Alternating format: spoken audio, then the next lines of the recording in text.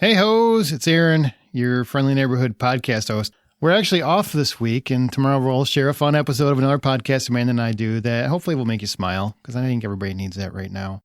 But that's tomorrow. Today, I just want to talk. I don't want to preach or tell anybody what to think or drone on and on. And we've got enough talking heads for that. One of our founding messages here at the Hollywood Outsider is we don't get political on this podcast because there's enough of it elsewhere. I mean, it's everywhere now, but when we started, there was just enough that it drove us nuts. So we try not to. I don't want to hear what a celebrity thinks, so why would I think that you'd want to hear what a podcaster thinks? But thankfully, I started this thing. I have a platform, and if I don't use it every now and again for some good, I guess part of me feels like, what's that make me? All you have to do, if you don't want to hear this, is not listen.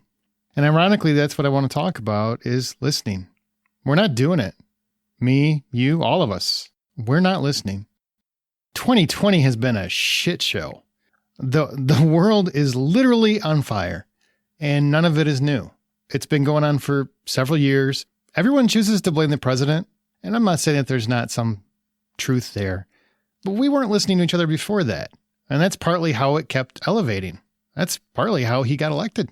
So we've just been shouting at each other for years now. If you're not on my side, you're on the wrong side. Isn't that pretty much what it's been? Red versus blue, Republican versus Democrat, the government versus immigrants, cops versus blacks, Marvel versus DC. Corona brought us all together for like 15 minutes before half of us needed to hit the town Mardi Gras style, and the other half certified themselves as disease experts. Nobody is listening. No one. Half of you playing this have already tuned me out.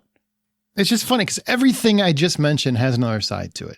Whatever side you're on, there is another side to it. I've told you guys before on this podcast, my mother spent decades focused on psychology and mental illness and working in that field, devoted all of her private time to helping anyone she could. She could have made a fortune doing other things. She chose to focus on helping people because that's who she is. And she loves everyone equally. It's sad that you have to say that now, but I feel like sometimes you just have to reaffirm. She loves everyone equally.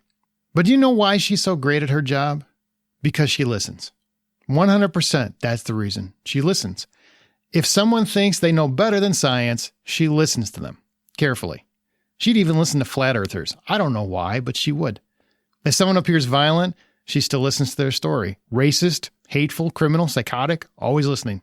Always. She's very adamant that every person is different, as is every journey, and she believes in hearing everybody's story, especially when it's inconvenient or the opposite of what she believes. She taught me a lot, and even though I don't always follow it, sorry, Ma, I don't. I know she's right. She's absolutely right. If you really think about it, nobody is born with a certain mindset. If you come to understand it, you might reach them. Or you know what? They might reach you. But none of us are going to do it without listening. Somewhere along the way over the last few years, people stopped discussing and listening and just started shouting, I am right. Always with I am right. What's even more funny is how rarely you'll hear anyone say I am wrong. Never. But they'll tell you how right they are like lightning. I can't tell you the last time I heard someone say the words, I was wrong. I can't tell you. Because I honestly can't think of it happening anytime recently. Here's what I think, and this is a thought. This is my opinion. Opinions are important, but so is learning. And no one is innocent. I've picked a side on many things along the way. I still can't listen to any argument that tries to justify the lack of Uncle Ben in the new Spider-Man movies. No! Why is that not there? It should be a thing. You still can't convince me that Miles Teller is a good actor. We all have our thing. But I've been trying to both hear and listen more, and I just wanted to share some of the things that I've heard. The coronavirus is a serious health threat, no doubt. More serious for those in certain conditions, and those that want to continue living despite those risks just want the right to do so. And those in danger or high risk, they just want to protect themselves. There are charts and diagrams to back both of those arguments. And what you or I think about what those people do are just our opinions. I'm listening. Asian Americans were accosted after Corona hit. Did you know that? Racial slurs, harassing on social media, all for a disease they had absolutely nothing to do with. I'm listening. Mental health is a real struggle for millions, and many are suffering greatly from those stay-at-home restrictions. They feel the risk for them is greater to remain indoors. Who are we to determine their mindset? If it doesn't affect you to stay inside for long periods of time, What does that have to do with how others that are affected feel, if at all? I'm listening. Some people believe everything can open up. Some people believe nothing can. Most of what I'm hearing is, can we try rational? Open things up, require masks. If you don't want to go, don't go, and avoid people who do. If you do want to go, wear a mask. Personal responsibility is still a thing. And those venturing out assume their own risk, as do those that are in peril. I'm listening. There are thousands of wonderful law enforcement officers across the country who have an extremely difficult job, and they get treated like shit every day for their efforts. These aren't the officers people are mad at. Those officers are heroes. The officers people are pissed at are those who would treat people different, especially black or minorities or underprivileged, or they abuse their authority because civilians are lesser than them, or they would cover up their shady brothers and sisters in blue. Those officers are not heroes, and they deserve to be held to, if not the same standard, then a higher one. I'm listening. George Floyd and Eric Gardner, they're essentially the same scenario. Cops holding down a black man in handcuffs while he begged for his own life, saying, "I can't breathe. I can't breathe." Committing forgery does not eliminate your civil rights. And I honestly haven't heard anyone trying to excuse those officers. I haven't heard a single person or read a single person doing that. But the outcry you're hearing is from an entire race screaming, "We've seen this movie before." And they have.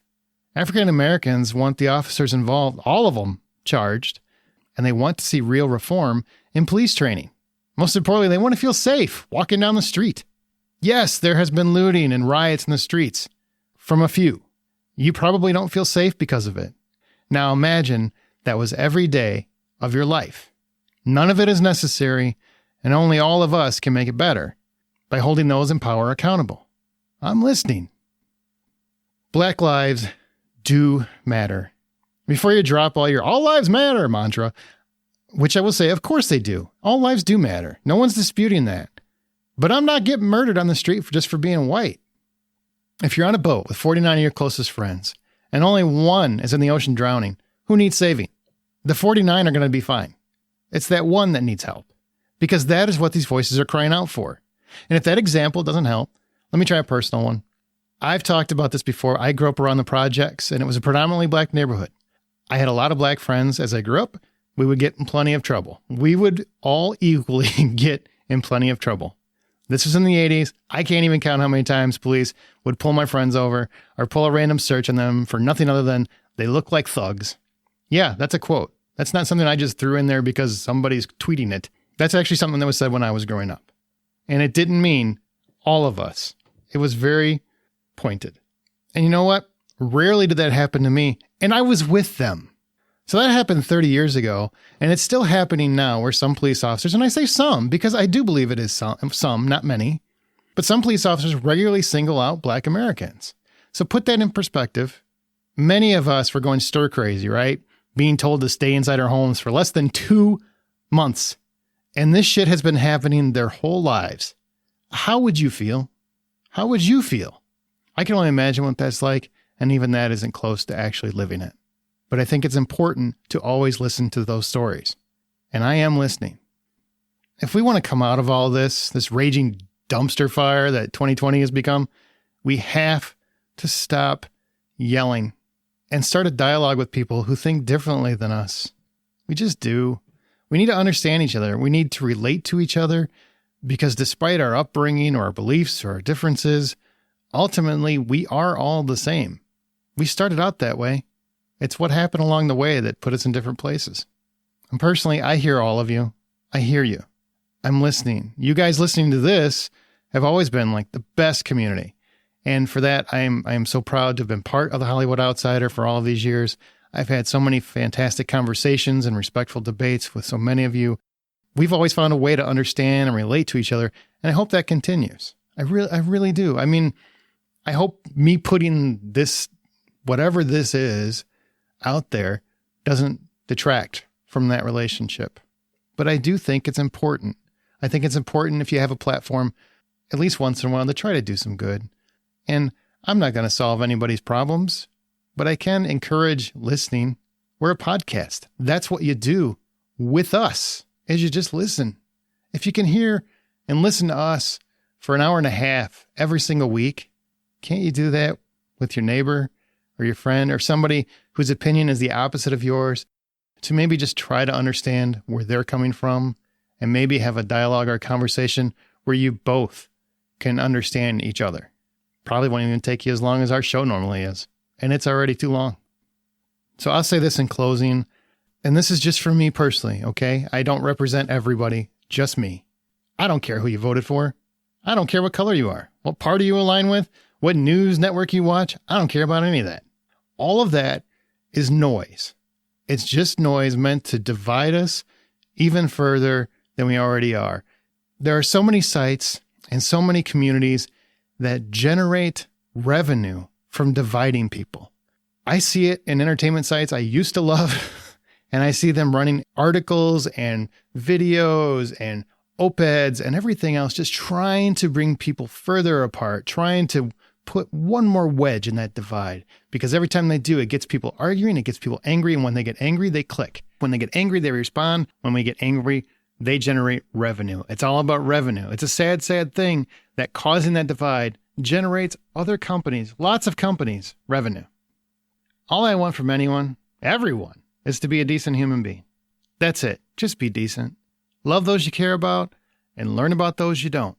And when any of us find someone who isn't behaving like a decent human being, put a pile on somebody like that. Let them know that the world is watching, and that world has cameras, and they have voices, and they deserve to be heard. Are we listening?